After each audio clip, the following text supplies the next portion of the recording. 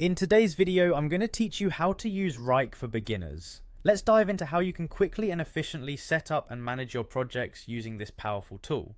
First, to get started with Wrike, you'll need to log into your account. Once you are on the Wrike homepage, look for the login option. Clicking this will direct you to the login page where you'll have several options. Choose the option to log in with Google, a convenient feature if you have a Google account. Select your account from the list and you'll be swiftly taken to your Wrike workspace.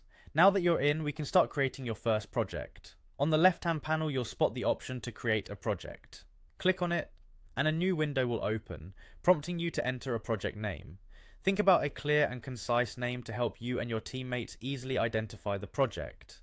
After typing in the project name, you will click on the Create button.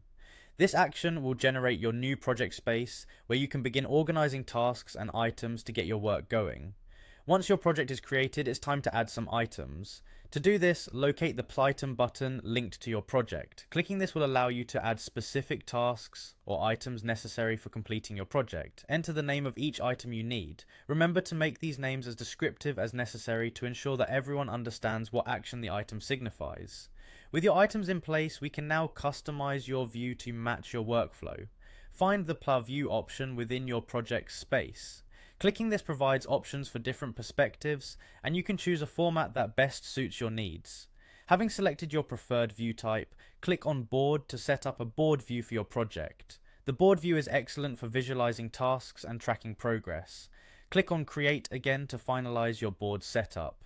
In the board view, you can easily drag and drop items to reorganize them as priorities shift or stages complete. This functionality brings a fluid and flexible approach to your project management. By clicking on an item card, you gain the ability to add details and important information related to that task. This is vital for keeping everyone informed and on the same page. If you need to, you can enhance these items by adding files or even sub-items to break down the tasks further. Simply click on Add Files or Add Sub-Items as your tasks demand. And there you have it, a basic setup and workflow management using Wrike for beginners. By following these steps, you'll be optimizing your project's efficiency and gaining clearer insights into your workflow. Thanks for watching and happy project managing with Wrike.